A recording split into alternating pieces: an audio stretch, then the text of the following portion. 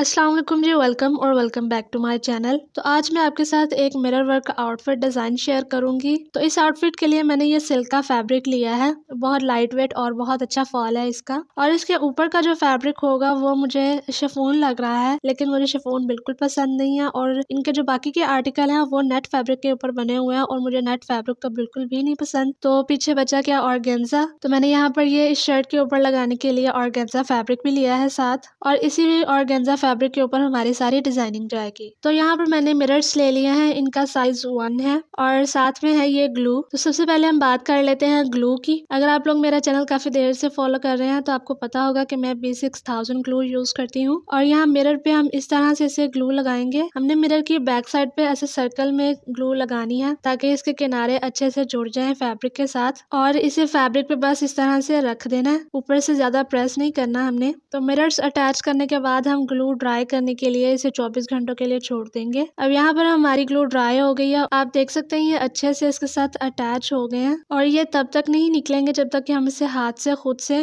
खींच कर नहीं निकालेंगे। आप लोगों के माइंड में आ रहा होगा कि ये ग्लू से लगाए हैं तो निकल जाएंगे, धोएंगे तो निकल जाएंगे, इसको पानी लगेगा तो निकल जाएंगे। लेकिन यह है कि अगर आप ग्लू से कुछ भी अटैच करते हैं, लाइक मिरर्स हैं या बीड्स हैं, कुछ भी, तो वो बिल्कुल अच्छे से साथ फिक्स रहता है फैब्रिक के, जब तक कि आप उसे खुद छेड़ कर निकालें नहीं। वैसे तो इस B6000 ग्लू पे मेंशन है कि ये वाटर प्रूफ है, यानी ये पानी से धोने से भी नहीं निकलती। लेकिन अगर आप और भी ज्यादा 100% श्योर होना चाहते हैं तो आप इसकी जगह E8000 ग्लू यूज कर सकते हैं, क्योंकि उसके बारे में लिखा होता है कि वो परमानेंट चीजों को जोड़ देती है। बट मैं यहाँ पर B6000 ही यूज करूंगी। अच्छा, इस आउटफिट पे सिर्फ शीशे ही नहीं लगे, इनके अंदर स्टोन्स भी लगेंगे। सबसे पहले मेरे पास ये फ्लावर शेप में स्टोन्स हैं सिल्वर कलर में, और ये मैंने रखे हैं इनके सेंटर में, और काफी अच्छे लग रहे हैं इन मिरर्स के साथ। अच्छा, इस शर्ट की साइड स्लिट्स पे मिरर लेस लगी हुई है, लेकिन मुझे ये मिरर लेस बिल्कुल भी पसंद नहीं है, बहुत चीप सी लगती है मुझे। इनकी जगह मैं ये मशहूर जमाना सवरोस की स्टोन्स यूज करूंगी। मेरे माइंड में है कि शर्ट पे जिस जगह ये मिरर लेस लगी हुई थी वहां पर मैं इन स्टोन्स की लाइंस दे दूं। मतलब अंदर सारा ये फर्क चला जाएगा और बाहर ये स्टोन। इनसे ये होगा कि एक तो मुझे वो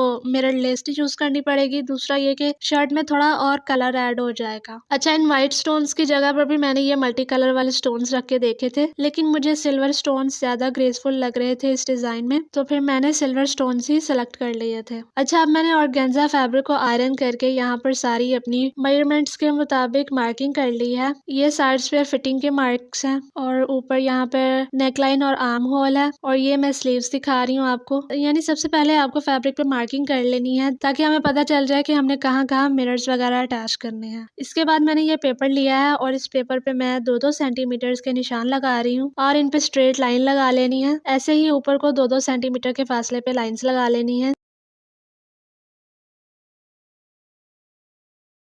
अब इन लाइंस पे मैं 1.5 इंच का फासला छोड़ते हुए निशान लगा रही हूँ।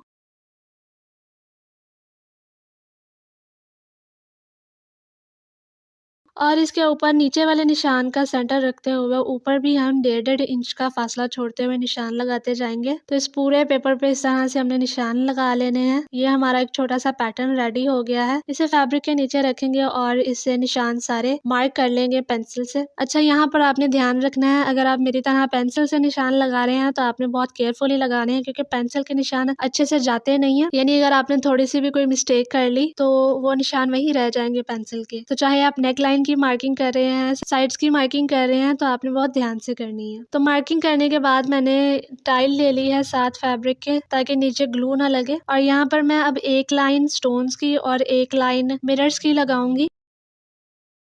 स्टोन्स को भी हल्की हल्की सी बस ग्लू लगाकर अटैच कर रही हूँ।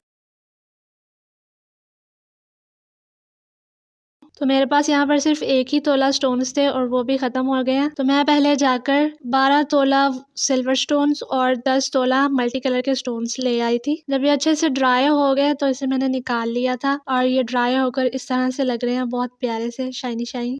अब इन्हें फ्रेम में मैंने अटैच कर लिया है, और यहाँ पर ये है मेरे पास आरी नीडल और तिल्ला थ्रेड, यानी जरी थ्रेड आप जिसे कहते हैं। हमने यहाँ पे मिरर्स को ऐसे ही नहीं छोड़ देना ग्लू लगाकर, थोड़ा सा इसके साथ काम भी होगा, और यहाँ पे ज्यादा कुछ काम करना भी नहीं है। बस हमने यहाँ पर आरी से चेन स्टिच करनी है इस पूरे मिरर के साथ साथ। यहाँ पर आप देखें मैंने ये जो सैंपल बनाया था, मैंने मिरर्स के साथ पहले सिर्फ एक एक लाइन दी थी, लेकिन वो मुझे अच्छी नहीं लग रही थी। पास से तो वो नजर आ रही थी, लेकिन दूर से तो बिल्कुल नहीं पता चलेगा कि ये मिरर्स के साथ कोई काम हुआ है। तो इसलिए मैंने मिरर्स के साथ डबल लाइंस दी हैं चेन स्टिच की, ताकि दूर से पता भी चले कि मिरर्स के साथ काम हुआ है। और यहाँ पर जब 2 लाइंस आएंगी चेन स्टिच की, तो ये थोड़ा भरा भरा सा लगेगा और इसकी लुक अच्छी आएगी। वरना मैं आपको बताऊं तो मैंने यहाँ पर 1.5 इंच का फासला लिया है ना, तो शर्ट जो मैं बना रही हूँ उस पे सिर्फ 1 इंच का फासला छोड़ा हुआ है, या फिर उससे भी कम 2 सेंटीमीटर, यानी उस पे बहुत ज्यादा भरा हुआ काम है। लेकिन मैं यहाँ पे क्योंकि डबल लाइंस लगाऊंगी तो उससे वो इतना खाली खाली लुक नहीं आएगी। और अगर आपने इस तरह से कोई भी मिरर्स के साथ काम नहीं करना, तो फिर आपको कम फासला छोड़ना पड़ेगा ताकि खाली खाली सा ना लगे। तो इस तरह से मैं ये 2-2 लाइंस तिल्ले की लगाऊंगी साथ मिरर के। और ये मैंने पहले स्लीव से काम स्टार्ट किया था, ताकि अगर कोई काम खराब भी हो जाए तो स्लीव्स की खैर है, फ्रंट पीस नहीं खराब होना चाहिए। तो वही बात हुई, जब मैंने इन स्टोन्स के साथ ये चेन वर्क किया तो मुझे ये बिल्कुल भी नहीं अच्छे लगे। मतलब जो इनकी फ्लावर वाली शेप थी वो बिल्कुल ही गायब हो गई। यानी मुझे सिंपल फ्लावर्स अच्छे लग रहे थे, लेकिन ये वाले बिल्कुल नहीं अच्छे लगे मुझे चेन के साथ। तो अब मैंने इन्हें डिफरेंट तरीके से लगाना है। तो अब की बार मैंने सिंपल कॉटन थ्रेड लिया है और स्टोन के साथ सुई निकाली है पहले, और अब इसके साथ एक स्टिच डालेंगे और ऐसे ही दूसरी साइड से एक स्टिच जाएगा इसके ऊपर।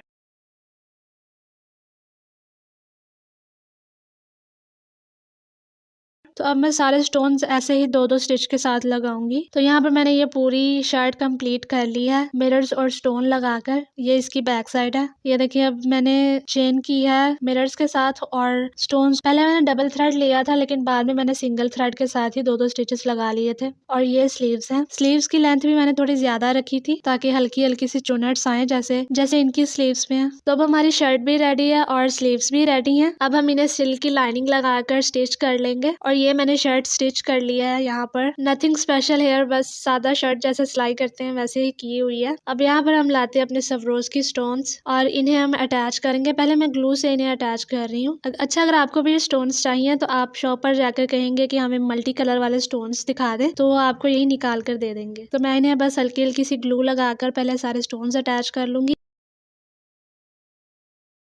उसके बाद मैं यहाँ पर इन पे स्टिचेस लगाऊंगी, एक स्टिच साइड पे और दूसरा स्टिच दूसरी साइड से। ये ऐसे ही 2-2 स्टिचेस के साथ अच्छे से पक्के हो जाएंगे, क्योंकि ऊपर से 2 स्टिचेस हैं और नीचे से ग्लू ने भी पकड़ा हुआ है, तो ये बहुत अच्छे से फिक्स हो जाएंगे।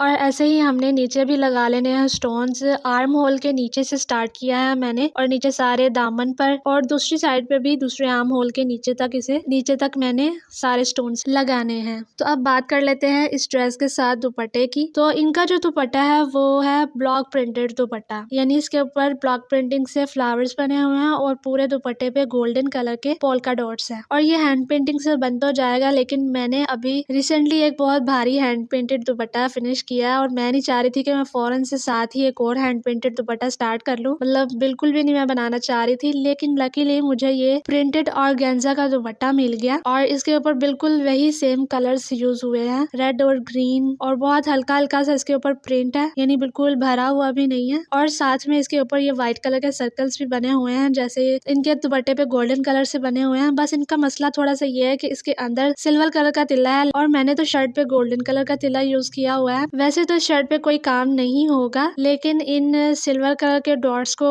हाइड करने के लिए मैंने यहाँ पर सवरोस्की स्टोन्स लिए हैं। अगर आपको याद हो तो मैंने ये एक कटवर्क स्लीव पैच पे यूज किए थे और ये तब के ही मेरे पास पड़े हुए हैं। इन पे भी बिल्कुल इसी तरह से ये बड़े स्टोन्स के जैसे ही शेड पड़ता है। तो यहाँ पर मैं फिर से ग्लू यूज कर रही हूँ, मतलब शर्ट पे जहाँ इतनी ग्लू यूज कर लिए तो दुपट्टे पे क्यों नहीं। और ये इतने छोटे छोटे से स्टोन्स हैं, अब इन्हें मैं इतना टाइम लगाकर 2-2 स्टिचेस लगाकर इन्हें पक्का करने से तो रही, तो इसीलिए मैं यहाँ पर भी ग्लू यूज कर रही हूँ। इन डॉट्स के अंदर ग्लू लगाकर फिर इनके ऊपर मैं स्टोन्स लगा दे रही हूँ। एक तो जो इसमें सिल्वर तिल्ला है वो हाइड हो जाएगा, और दूसरा ये कि इस पर थोड़ा सा काम हो जाएगा। तो मैंने ये पूरे दुपट्टे पे ये स्टोन्स लगा लिए हैं। वो पूरे नहीं आए थे तो मुझे एक और पैकेट लाना पड़ा था। तो आप ये देख लें, सारे स्टोन्स मैंने लगा लिए हैं। इन पर जब लाइट हिट करेगी तो ये बहुत अच्छे शाइन करेंगे। तो ये हमारा दुपट्टा भी रेडी हो गया है। अब मैं आपको इसकी फाइनल लुक दिखा देती हूँ। इसके स्लीव्स जैसे मैंने आपको बताया था, मैंने थोड़ी इसकी लेंथ ज्यादा रखी थी। शर्ट की लेंथ भी मैंने ज्यादा रखी थी, 45 लेंथ है इसकी। और इसके साथ मैंने ए लाइन प्लाजो ट्राउजर बनाया है। कैसी इसकी फाइनल लुक आई है ये आप मुझे बताएंगे कमेंट्स में। अच्छा, हम इसकी कॉस्ट के बारे में बात कर लेते हैं। तो ये एक चार्ट आपको स्क्रीन पे नजर आ जाएगा, इस पे मैंने सारी डिटेल्स दे दी हैं। वैसे तो जो ये सिल्वर स्टोन्स थे ये 130 रुपीज